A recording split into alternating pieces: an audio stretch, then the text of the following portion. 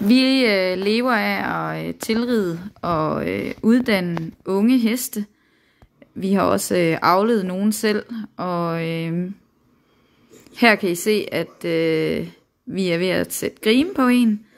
Og allerførste skridt, det er simpelthen at sørge for, at følge de er tillidsfulde, og du kan håndtere dem, du kan trække med dem, du kan rense hove, du kan røre dem. Og at når dyrlæge og smed kommer, at de kan komme til dem, uden at de er bange. Også fordi det er det, der gør det en del nemmere, når vi skal tilride dem. Også fordi, at det kræver så meget tillid, og det kræver så meget, omsorg og komme til at være fra følge til konkurrencehest. For at du får det her partnerskab, at du kan gå ind på banen og kræve noget af den hest, som du rider på.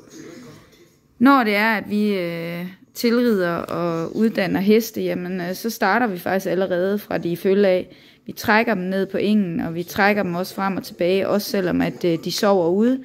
Vi tilrider dem også rimelig tidligt.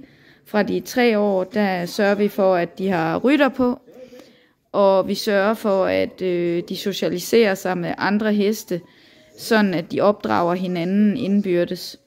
Også på den måde, så bliver de mere rolige, og de mentalt har mere fokus på opgaven, når det er, at vi så går i gang med dem.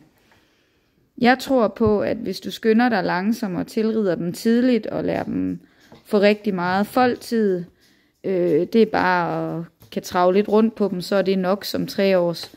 Så får du også en stærkere hest i knogler og sener, end hvis det er, du tilrider dem, når de er ældre, og dermed tror, at du bare kan hoppe op, og så er de udvokset, og så skal de dele med bare have ridning.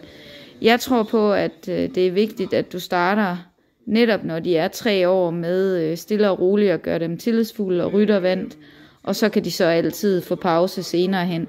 Jeg tror også på, at det er vigtigt, at du ikke pakker dem ind i bobleplast, og netop sørger for, at de vender sig til alt omkring dem. Katte, og at vi maler, og at vi larmer, og at traktor kører, og maskiner kører, og hele tiden holder øje med, hvordan de har det, og om de kan klare opgaven.